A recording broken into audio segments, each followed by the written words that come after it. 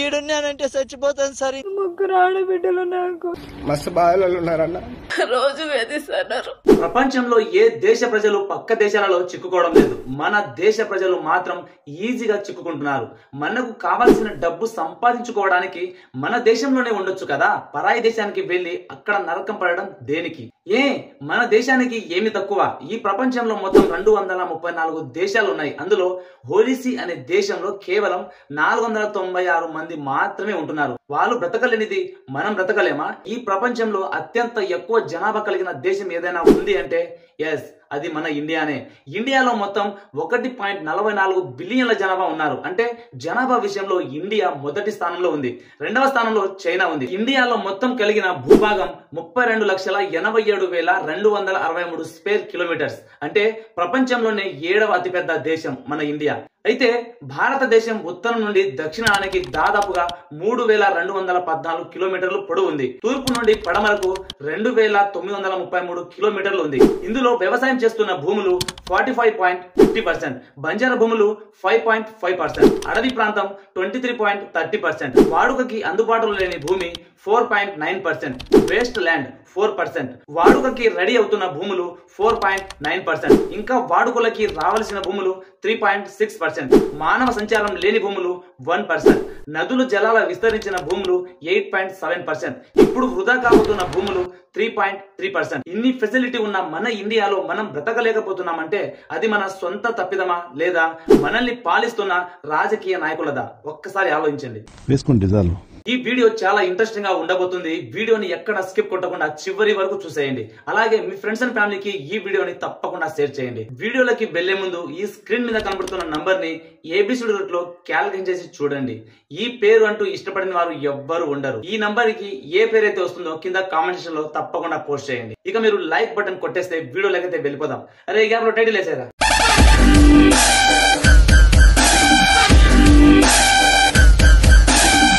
మన దేశంలో చాలా మంది చదువుకున్న వాళ్ళు ఉన్నారు, చదువుకునే వాళ్ళు కూడా ఉన్నారు. అయితే చదువుకున్న వాళ్ళు మన దేశంలో లేదా ఇతర కంట్రీస్ కి వెళ్లి ఉద్యోగాలు చేస్తున్నారు. చదువుకుని వాళ్ళు మాత్రం కొందరు వాళ్లకు తెలిసిన తెలివితేటలు ఉపయోగించి వ్యాపార రంగంలో చాలా ఈజీగా ఎదిగిపోతున్నారు.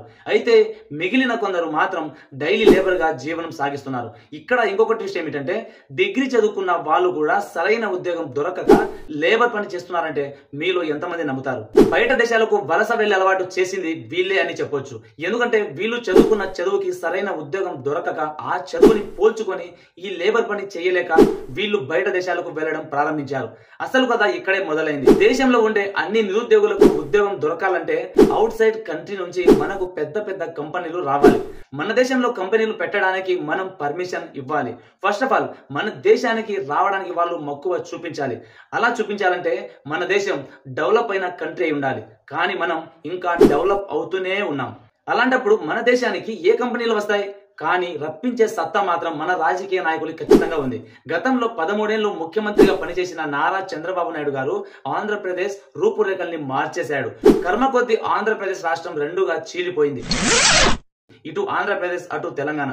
అయితే బయట దేశాల నుంచి రావాల్సిన కంపెనీలు రాష్ట్రం డివైడ్ అయిపోవడం వల్ల ఇవి డెవలప్మెంట్ అవ్వలేదని రావాల్సిన కంపెనీలు పెండింగ్ లో పడిపోయాయి. ఒక్క దెబ్బతో 2 రాష్ట్రాల ప్రజలు నిరుద్యోగులైపోయారు.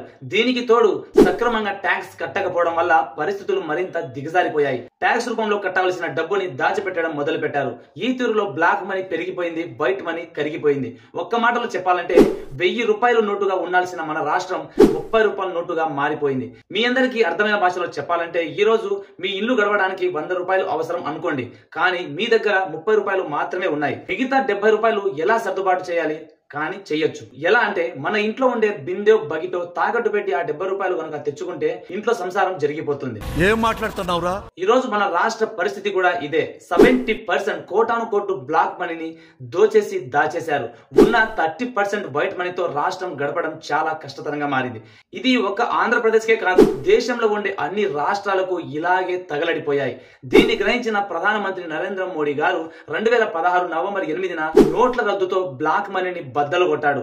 ఈ నోట్ల రద్దు జరిగిన తరువాత ఏ చెత్త కుప్ప దగ్గర చూసినా పాత 500 నోట్లు 1000 రూపాయల నోట్లే కనిపించాయి. ఈ దెబ్బతో బ్లాక్ మనీ దాచుకున్న ప్రతి ఒక్కరికి మైండ్ బ్లాక్ అయిపోయింది. మోడీ గారు కొట్టిన ఈ దెబ్బకు అప్పట్లో చాలా మంది గిలగిలా కొట్టుకున్నారు. That is power of Narendra Modi garu. అర్థమైందా రాజా? ఇది జరిగిన తరువాత దేశ పరిస్థితులు చాలా కుదుట పడ్డాయి. కానీ ఇది ఎన్నో రోజులు నిలవలేదు.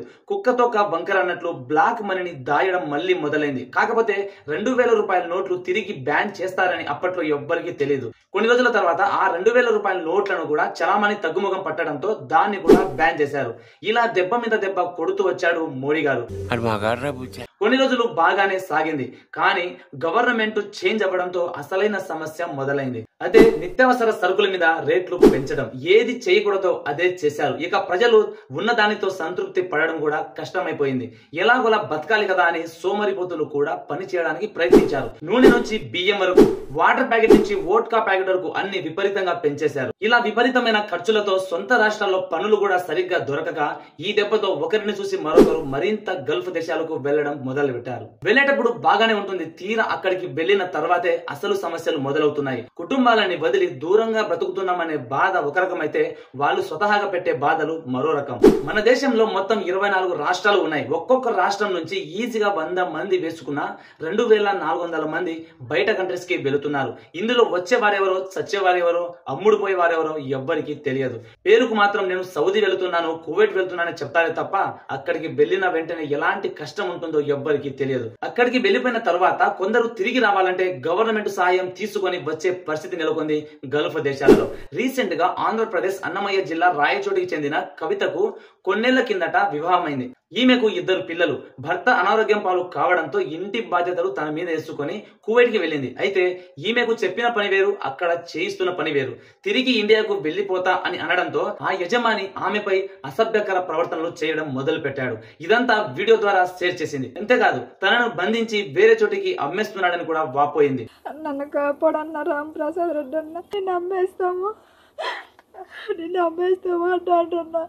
విషయం తెలుసుకున్న మంత్రి రాంప్రసాద్ రెడ్డి గారు అండ్ అలాగే మంత్రి కొండపల్లి శ్రీనివాస్ గారి సహాయంతో ఆమెను సేఫ్ సైడ్ గా ఇండియాకు రప్పించారు. అయితే ఇండియాకు తిరిగి వచ్చిన వాళ్ళ పరిస్థితి కంటే రాని వాళ్ళ పరిస్థితి ఏంటో ఒక్కసారి ఆలోచించండి. మీకు ఎంత పెద్ద కష్టం వచ్చినా స్వదేశానికి వదిలి వెళ్ళకండి. పిండి కొద్ది రొట్టె, చెట్టు కొద్ది గాలి, శక్తి కొద్ది సంపాదన. ఏది ఏం జరిగినా మన దేశాన్ని వదిలి వెళ్లకుండా మన అనే వాళ్ళతో మనం బ్రతకడమే చాలా సేఫ్. ఈ టాపిక్ మీద ఆల్రెడీ పార్ట్ 1 వీడియో చేశాను. ఆ వీడియో ఒకవేళ మీరు చూడకుంటే ఇక్కడ స్క్రీన్ మీద ఇస్తాను. ఆ వీడియోని ఒకసారి చూసేయండి. ఆ వీడియోలో నేను అనుకున్న ఇన్ఫర్మేషన్ ఇవ్వలేదేమో అనే సాటిస్ఫాక్షన్ నాకు రాలేదు. అందుకే ఈ వీడియోని పార్ట్ 2 గా డివైడ్ చేసి అప్లోడ్ చేస్తున్నాను. గల్ఫ్ కంట్రీస్ గురించి మీరేమనుకుంటున్నారో కింద కామెంట్స్ లో తప్పకుండా పోస్ట్ చేయండి. నేనైతే నిద్రలో కూడా ఇండియానే బెస్ట్ అని చెబుతాను. That's all for today. ఇలాంటి ఇంట్రెస్టింగ్ ఫ్యాక్ట్లు మీరు మరిన్ని కావాలనుకుంటే మన ఛానల్ ఇప్పుడే సబ్స్క్రైబ్ చేసుకొని పక్కనే ఉన్న గంట సింబల్ ని కూడా ఆన్ చేయండి. నేను ఏ వీడియో పోస్ట్ చేసినా మీకు నోటిఫికేషన్ గా వచ్చేస్తుంది. ఇంకో మంచి ఎపిసోడ్ తో మీ ముందుకు వచ్చేసాను. అంతవరకు సెలవు. బాబాయ్. Have a nice day. Next video మంచిది.